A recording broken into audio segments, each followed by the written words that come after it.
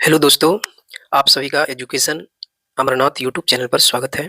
दोस्तों आइए आज आप लोग देखने वाले हैं जीके जीएस का प्रैक्टिस सेट नंबर 17। तो आज का पहला प्रश्न है, कौन सी राष्ट्रीय राजमार्ग दिल्ली और कलकत्ता को मथुरा और वाराणसी के रास्ते से जोड़ता है? तो दोस्तों यह जोड़ती है NH2 को। अगला प्रश्न है, निम्नलिखित में से किस तिथि को बिहार राज्य सरकार द्वारा मेधा दिवस मनाने का निर्णय लिया गया है? तो दोस्तों बिहार राज्य सरकार द्वारा मेधा दिवस मनाने का निर्णय लिया गया है 3 दिसंबर को। अगला प्रश्न है, यदि अभिकारकों की कुल ऊर्जा अभिक्रिया के उत्पादन से अधिक है तो ऊष्मा मुक्त होती है और अभिक्रिया को डैश अभिक्रिया कहा जाता है। तो दोस्तों इस प्रश्न का आंसर हो जाएगा ऑप्शन नंबर सी, ऊष्माक्षेपी अभिक्रिया कहा जाता है। अगला क्वेश्चन है, अजंता कलाकृतियां किससे संबंधित है? तो दोस्तों अजंता कलाकृतियां आपका गुप्त काल से संबंधित है, आंसर हो जाएगा।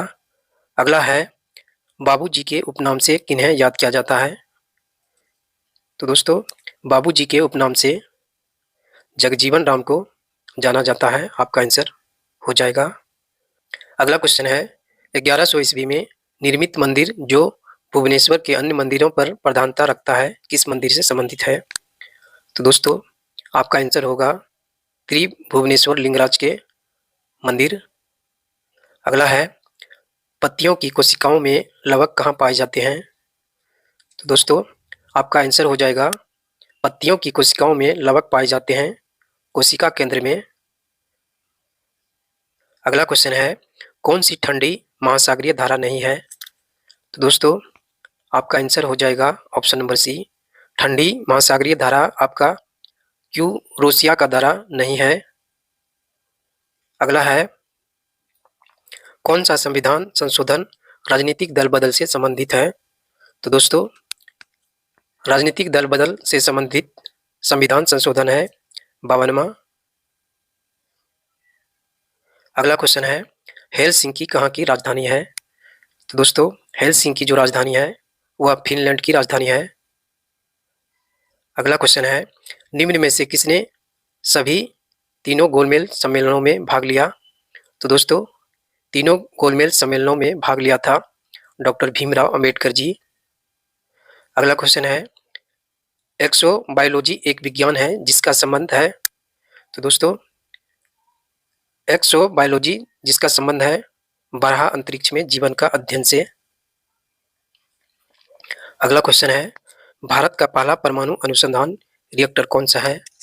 तो दोस्तों भारत का पहला परमाणु अनुसंधान रिएक्टर का नाम है अप्सरा। अगला क्वेश्चन है, कौन पंचायती राज से संबंधित है? तो दोस्तों पंचायती राज से संबंधित है बलवंत राय मेहता समिति। अगला क्वेश्चन है, नागा अर्जुन सागर बांध किस नदी पर बना है? तो दोस्तों आपका आंसर होगा option number B, Naga Arjun Sagar बांध जो है यह कृष्णा नदी पर बना हुआ है। अगला क्वेश्चन है, भारतीय संविधान के अनुसार कौन सा मूल अधिकार नहीं है?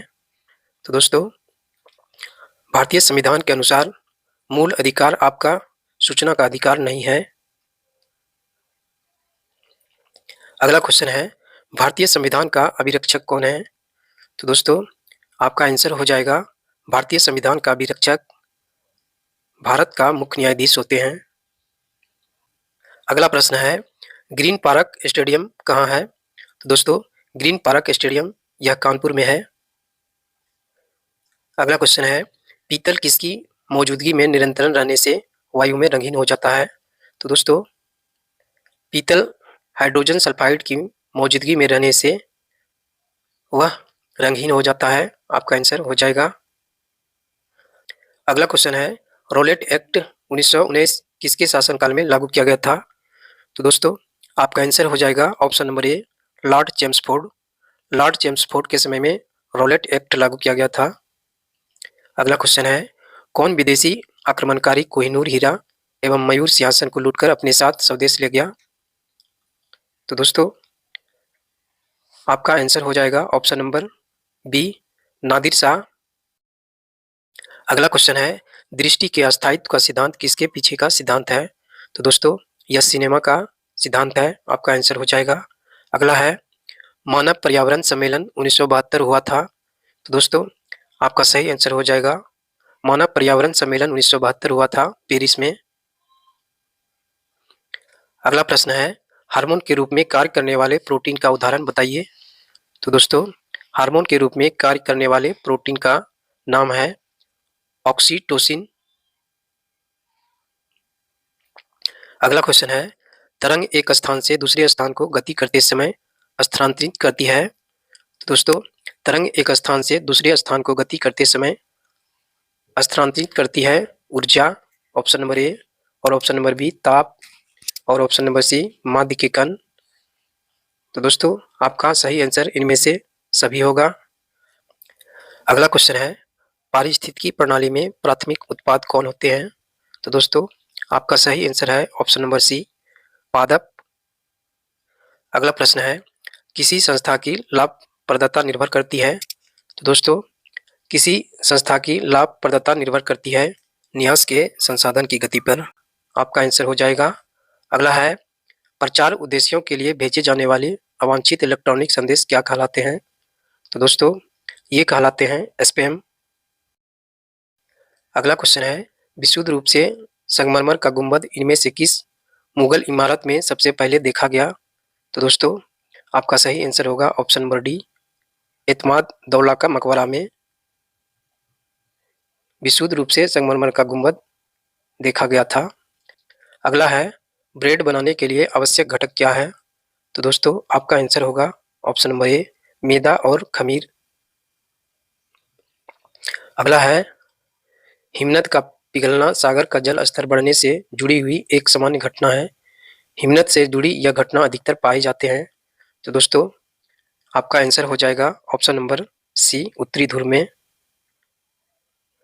अगला क्वेश्चन है निम्नलिखित में से किस हार्मोन को आपातकालीन हार्मोन कहते हैं। तो दोस्तों आपातकालीन हार्मोन कहते हैं एड्रीनल को। अगला प्रश्न है मलेरिया किसके द्वारा एक व्यक्ति से दूसरे व्यक्ति तक अंतरित करता है।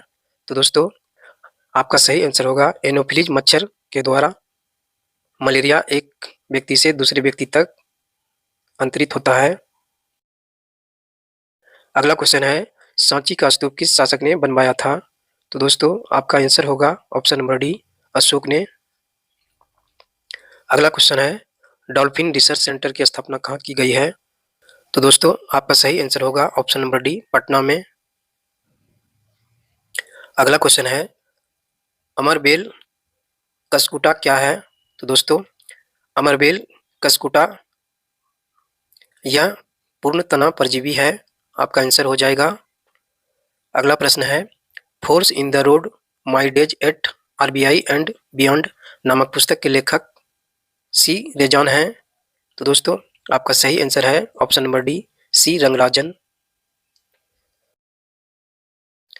अगला प्रश्न है किस पर्वतीय स्थल को सतपुड़ा की रानी कहते हैं। तो दोस्तों सतपुड़ा की रानी कहते हैं पंचमढ़ी पर्वतीय स्थल को।